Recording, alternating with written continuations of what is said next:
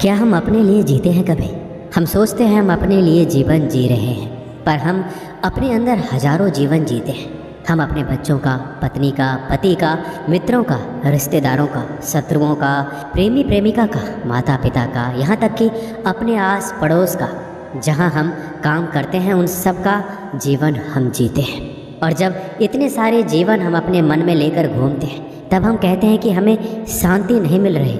और इतने सारे जीवन हम अपने मन में लेकर घूमते हैं, तब हम कहते हैं कि हमें शांति नहीं मिल रही, सुकून नहीं मिल रहा, चिंता लगी रहती है, दुख लगे रहते हैं, हम डिप्रेशन में रहते हैं। और इसका एक ही कारण है कि आप अपना जीवन नहीं जी रहे हैं। आपने पता नहीं किन किन का जीवन अपने सर पर उठा रखा है। जिस दिन आप अकेले होने का साहस जुटा लेंगे और अपने जीवन को जिएंगे, तब आप कहेंगे बड़ी शांति है, बहुत सुकून है, हर तरफ आनंद और सुख है। धरती पर चलने का भी सुख है, भोजन करने और भूखे रहने का भी सुख है, किसी की मदद करने में भी सुख है, किसी से मिलने में भी आनंद है और किसी से बिछड़ने में भी आनंद है। पर ये सब तब होता है जब आप अकेले हो जाते हैं।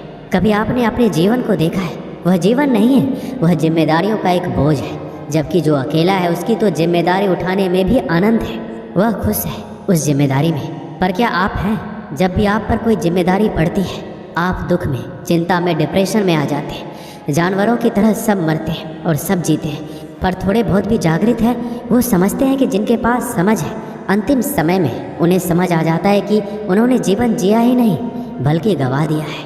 आप अपने जीवन को मत गंवाना। जब मरो तो खुशी के साथ कि मैंने कुछ जीवन से जाना, पाया, अनुभव किया।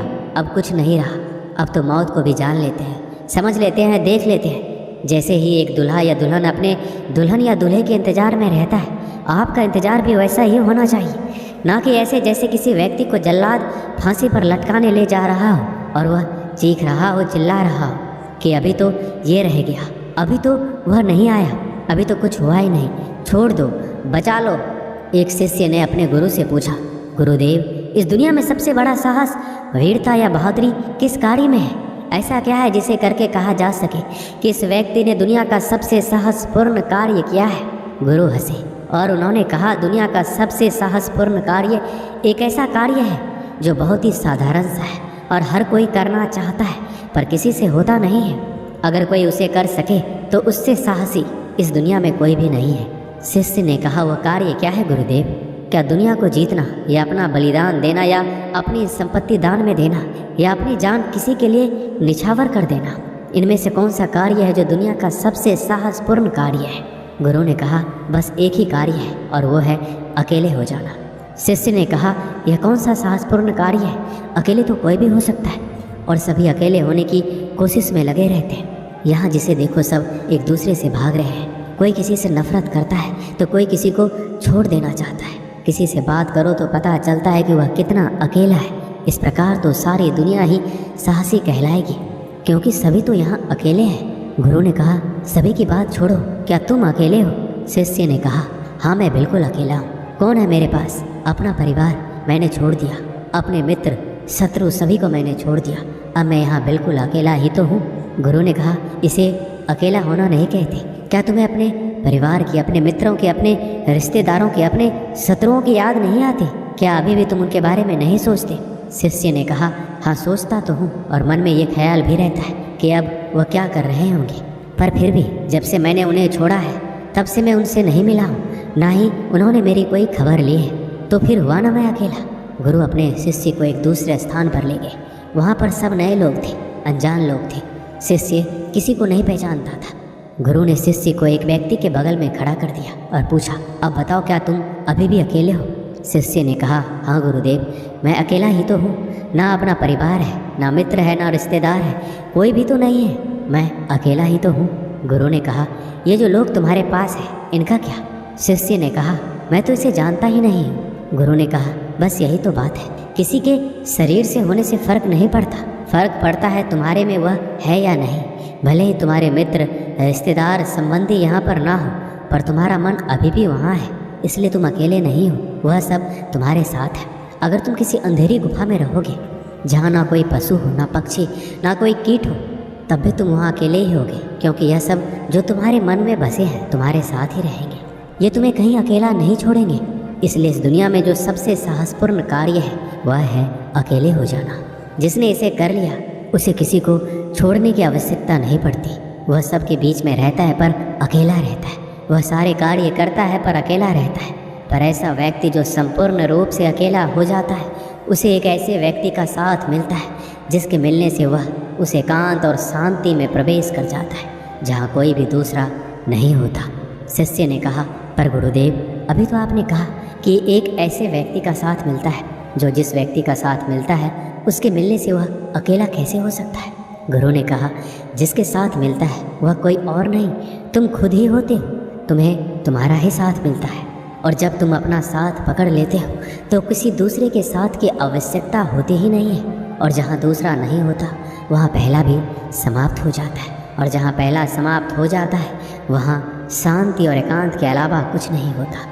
और जहाँ यह स्थिति होती है वहाँ सब कुछ होता है, आनंद होता है। शिष्य को गुरु की बात बहुत अच्छी लगी और उसने तुरंत निर्णय लिया कि वह अकेला होकर ही रहेगा।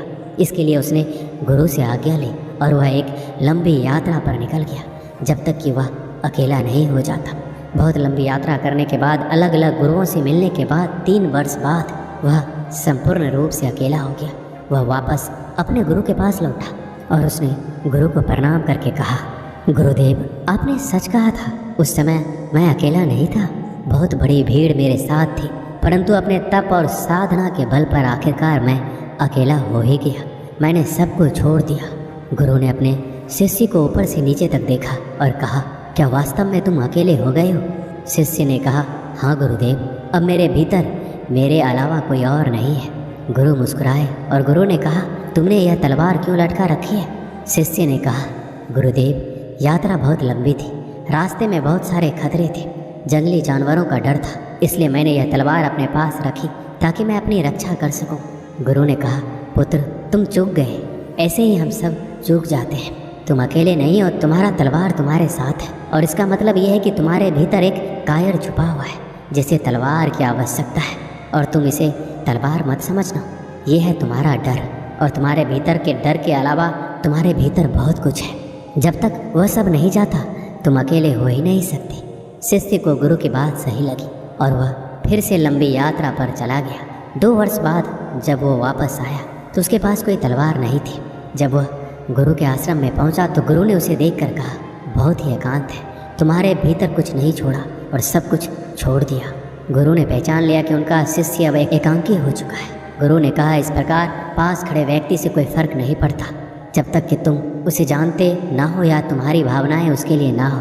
उसी प्रकार पास पड़ी तलवार से कोई फर्क नहीं पड़ता जब तक कि तुम्हारी भावनाएं उसके लिए ना हो। शिष्य बिल्कुल अकेला हो चुका था और उस एकांत में, उस अकेलेपन में जो उसने पाया वह कोई ही पाता है, नहीं तो सब ऐसे ही चले जाते हैं। एक आदमी था जिसे एक बीमारी थी, बहुत ही ज़्यादा बोलने की। वो 2 मिनट भी शांत नहीं रह सकता था। दवाई के रूप में उसे बोलना जरूरी था, अन्यथा उसके शरीर में हलचल होने लगती थी। उसे किसी भी विषय में हर 2 मिनट में बोलना ही होता था। वो आदमी भी इससे बहुत परेशान था और सोचता था कैसे इससे छुटकारा पाऊँ। वो गुरु की तलाश में बाहर निकला। उसे एक पेड़ के नीचे एक गुरु साधना में लीन दिखाई दिए। उसने सोचा यही शायद मेरी मदद कर सकते हैं। वो साधना पूरी होने का इंतजार करने लगा। जैसे गुरुजी साधना से बाहर आए वो आदमी उनके चरणों में गिर गया और बोला, गुरुजी मैं आपका शिष्य बनना चाहता हूँ। गुरुजी ने भी उसको अपना शिष्य बना लिया। बाद में गुरुजी को इस बात का पता चला कि उस आदमी को बहुत ही ज़्यादा बोलने की आदत है। वो आदमी 2 मिनट भी चुप बैठ नहीं सकता। वो आदमी हर रोज़ गुरुजी से एक ही बात पूछता कि गुरुजी इस दुनिया का सबसे बड़ा ज्ञान क्या है? और जब भी गुरुजी से ये सवाल पूछता तो गुरुजी चुप हो जाते, कुछ भी नहीं बोलते, क्योंकि गुरुजी को पता था कि शिष्य को ज़्यादा बोलने की आदत है और अभी इसको सबसे बड़े ज्ञान के बारे में बताना व्यर्थ की बात है, इसलिए वह चुप हो जाते थे, कुछ भी नहीं बोलते। वो शिष्य हर रोज़ एक पास वाले गांव में भिक्षा मांगने जाया करता। वहाँ से भिक्षा मांगता और वहाँ से जो कुछ भी मिलता आश्रम में लेकर आता। गुरुजी को इस बात का पता था कि शिष्य को कुछ ज़्यादा बोलने की आदत है, इसलिए गुरुजी उस शिष्य का ध्यान रखते कि कहीं मुसीबत में ना फंस जाए।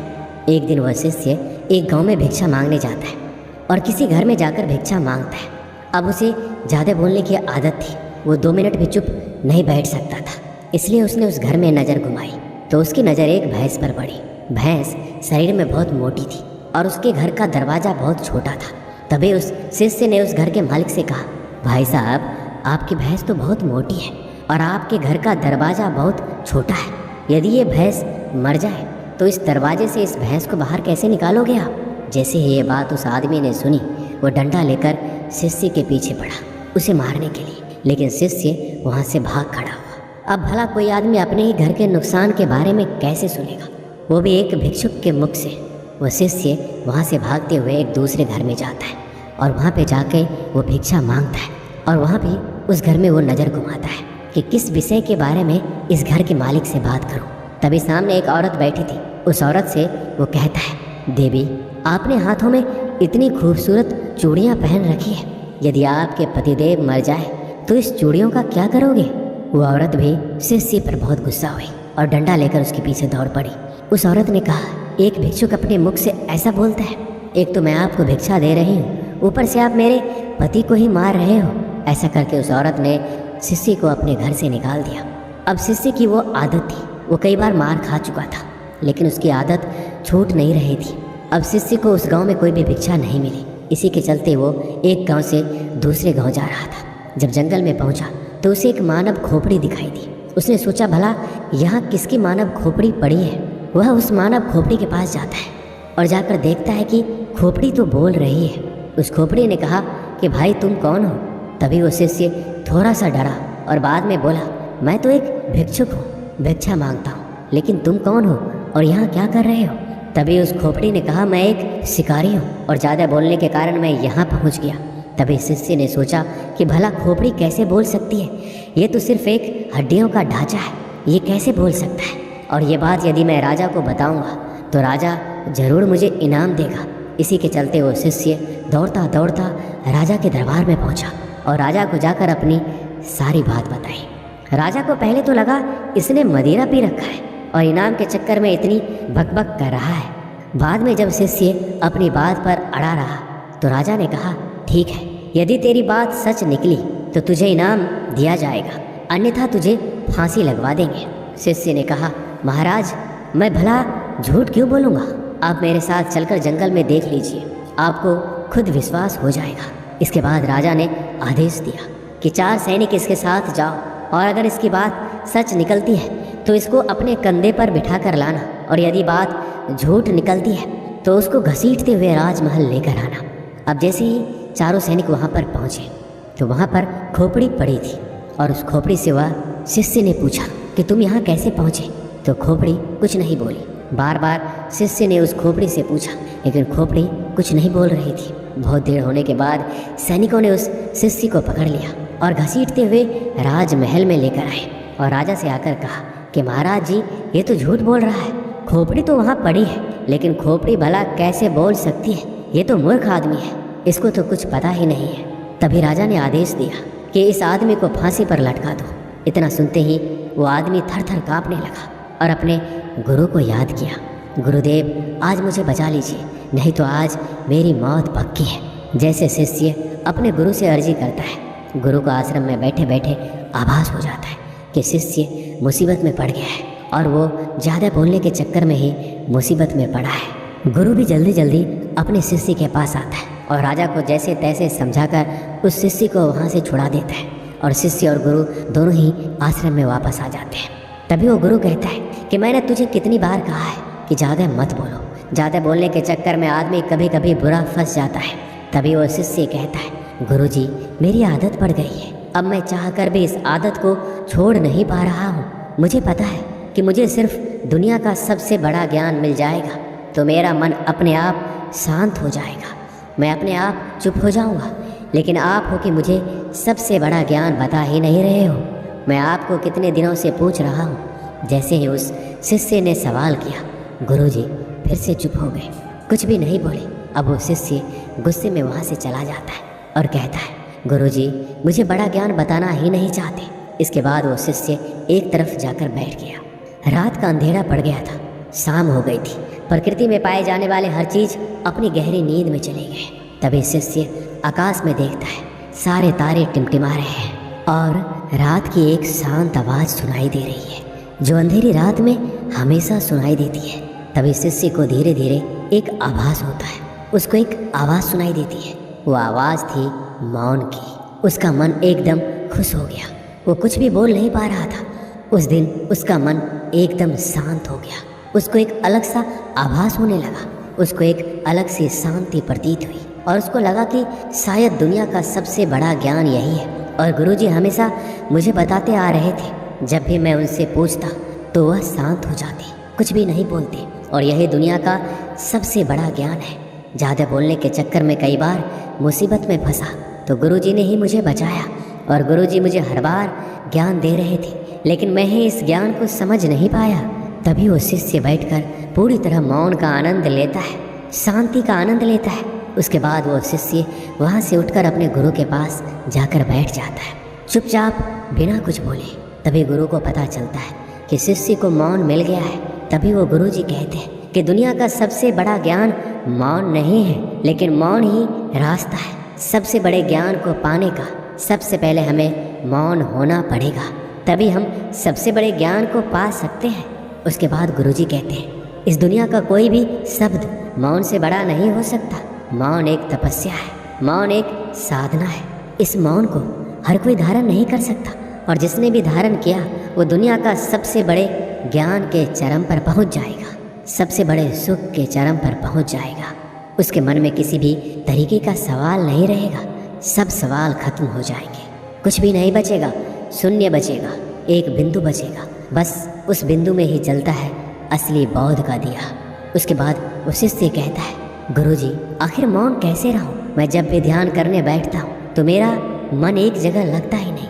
मेरे मन में हजारों विचार आते हैं। मैं जितना मौन होने की कोशिश करता हूँ इतना ही मेरे मन में ज़्यादा विचार आते हैं। ऐसे में मैं क्या करूँ?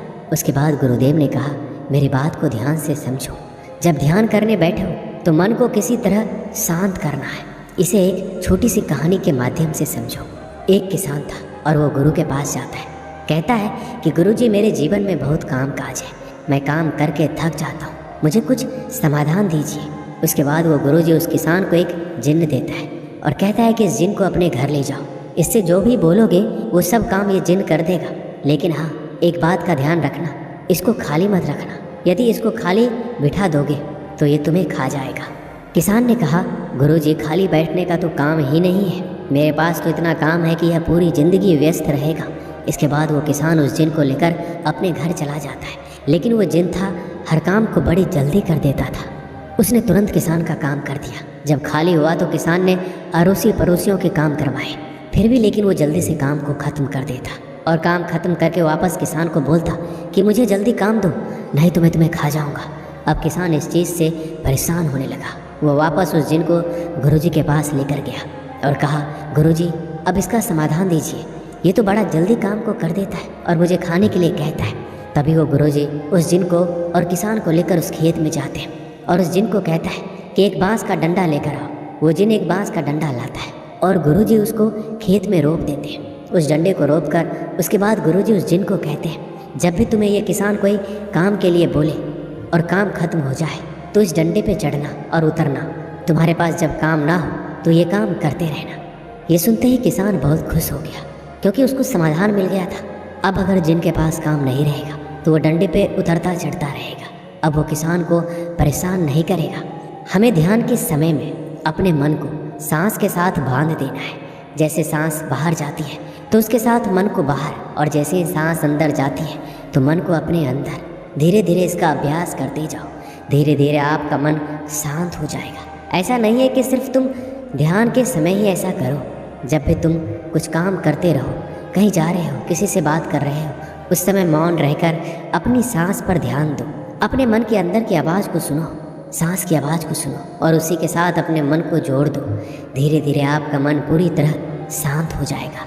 जब भी कभी बोलना पड़े, किसी को जवाब देना पड़े, पहले याद कर लो कि क्या बोलना है। उसके बाद कम से कम 5 सेकंड रुक जाओ, उसके बाद ही अगले को जवाब दो। इससे तुम्हारा ज़्यादा बोलने की आदत भी कम हो जाएगी। और जब तुम्हारे पास बोलने के लिए 2 ही बातें हो, उनमें से एक ही बात बोलो। और जब तुम्हारे पास बोलने के लिए 3 बातें हो तो उसमें से 2 ही बोलो। धीरे धीरे ज़्यादा बोलने की आदत चली जाएगी, क्योंकि हमारे मन को शांत करने से पहले चुप तो रहना ही होगा, जुबान को बंद करना ही पड़ेगा। शांति को मुंह से बोलकर या लिखकर नहीं बताया जाता, उसे सिर्फ अनुभव किया जा सकता है। और जब तुम मौन होकर अपने ध्यान में उसको अनुभव करोगे, तभी उसकी तुम्हें सही असलियत का पता चलेगा। अब उस शिष्य को मौन का महत्व पता चल चुका था। उसे दुनिया के सबसे बड़े सुख का अनुभव हो चुका था। उसे असली शांति का अनुभव हुआ। हमें भी अपनी ज़िंदगी में मौन होकर उसका लाभ उठाना चाहिए।